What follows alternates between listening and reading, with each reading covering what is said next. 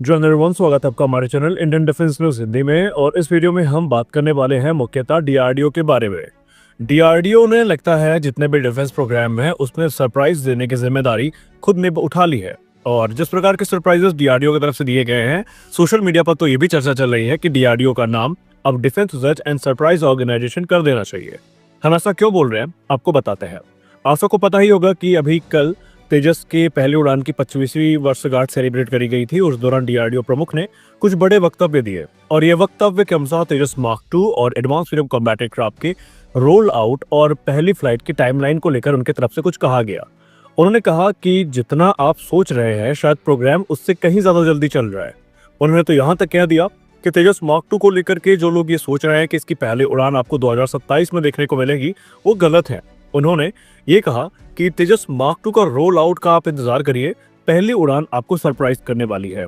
और उन्होंने डेट और महीने दोनों को रिवील किया है। तो इस वीडियो में हम यही जानेंगे कि जो टाइमलाइन तेजस मार्क 2 और एमका मार्क 1 की बताई गई है, क्या प्रैक्टिकली पॉसिबल है कि Hindustan aeronautics limited aeronautical development agency उस पर बनी रह पाए। और यदि अगर ऐसा कर लिया जाता है तो क्या हमें तेजस मार्क 2 अब 2030 से पहले भारतीय वायुसेना की सर्विस को ज्वाइन करता नजर आएगा। जानेंगे पूरी बातों को आज के इस वीडियो में, तो बने रहिए। एक तरफ जहां भी तेजस मार्क 2 के रोल आउट को लेकर ही चर्चाएं चल रही थी डिफेंस के गलियारे में, और सब लोग पहले तिमाही का इंतजार कर रहे थे, जैसा कि पूर्व रिपोर्ट में बताया गया था कि तेजस मार्क 2 का रोल आउट हमें देखने को मिलेगा।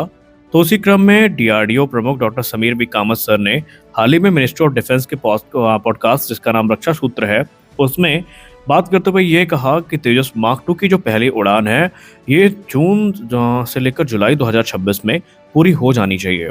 उन्होंने कहा जिस प्रकार से काम चल रहा है उन्हें पूरा उम्मीद है कि जून से लेकर जुलाई 2026 तक तेजस मार्क 2 की जो पहली उड़ान है उसको पूरा कर लिया जाएगा। और इस स्टेटमेंट का महत्व इसलिए इतना ज़्यादा है, डिफेंस के गलियारे में इसको लेकर चर्चा इतनी ज़्यादा इसलिए हो रही है क्योंकि ये स्टेटमेंट किसी रक्षा सूत्र से नहीं आया है, कोई इंटरनल सोर्सेज इसकी इन्फॉर्मेशन को क्लैरिफाई नहीं कर रहे हैं, बल्कि ये इन्फॉर्मेशन सीधा डीआरडीओ चीफ की तरफ से आई है और इसीलिए इसका महत्व काफ़ी ज़्यादा है। और उसके बाद से डिफेंस के गलियारे में तेजस मार्क 2 के करंट स्टेटस को लेकर चर्चाएं काफी आम हो गई हैं। Doctor Samir V Kamat sir ने यह भी कहा कि जून से लेकर जुलाई 2026 की जो विंडो है ये इस प्रोग्राम के लिए काफी महत्वपूर्ण है, क्योंकि ऑलरेडी इस प्रोग्राम में बहुत ज्यादा जो प्रोग्रेस है वो हो चुकी है, डिजाइन फाइनलाइजेशन से लेकर सब सिस्टम इंटीग्रेशन, और अब यहाँ पर जो रोल आउट की तैयारी है वो की जा रही है। यानी कि तेजस मार्क 2 के रोल आउट की जो खबरें आई थी मार्च से लेकर अप्रैल की, वो काफी सही हैं।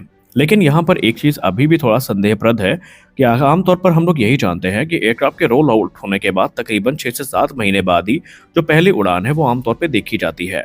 लेकिन तेजस मार्क 2 के केस में ये 1 से 2 महीने के अंतर्गत जो पहली उड़ान है उसको आयोजित होने की या उसको आयोजित किए जाने की बात ये कर रहे हैं, क्योंकि हम सब इतना है जानते हैं कि जो रोल आउट है वो अप्रैल तक प्लान किया गया है। तो देखना काफ़ी इंटरेस्टिंग होने वाला है कि ये प्रोग्राम वाकई हमें अपना जो अभी डीआरडीओ चीफ ने बयान दिया है उसके अंतर्गत आता दिखाई पड़ता है, और यदि आता दिखाई पड़ता है तो निसंदेह वो बात भी सत्य हो जाएगी जहां पर तेजस मार्क 2 को 2030 तक सर्विस में लाने की बात की गई थी।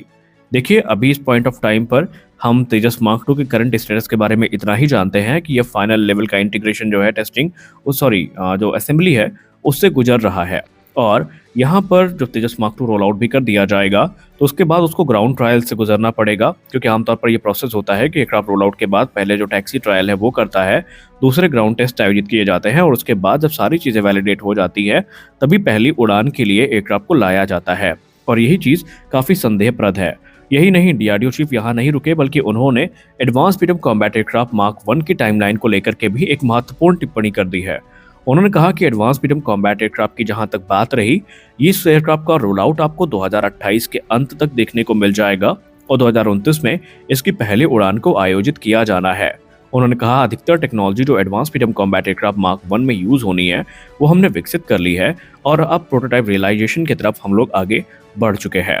यानी 2 बड़े प्रोग्राम जो भारतीय वायुसेना की बैकबोन बन सकते हैं भविष्य में, जिन पर भारतीय वायुसेना को बहुत ज़्यादा भरोसा है, उस पर डीआरडीओ चीफ का ये बयान काफ़ी ज़्यादा सरप्राइजिंग है, और इस समय डिफेंस के गलियारे पर इस पर चर्चाएं काफ़ी आम है और सबका यही रिएक्शन है, फिर चाहे वो डिफेंस एनालिस्ट हो या फिर डिफेंस एंथुसियास्ट हो, या आखिरकार अगर आप अप्रैल में रोल आउट करने वाले हैं तो फिर इसकी पहली उड़ान हमें जून और जुलाई में कैसे देखने को मिलेगी, ये अपने आप में थोड़ा संदेह का विषय तो है।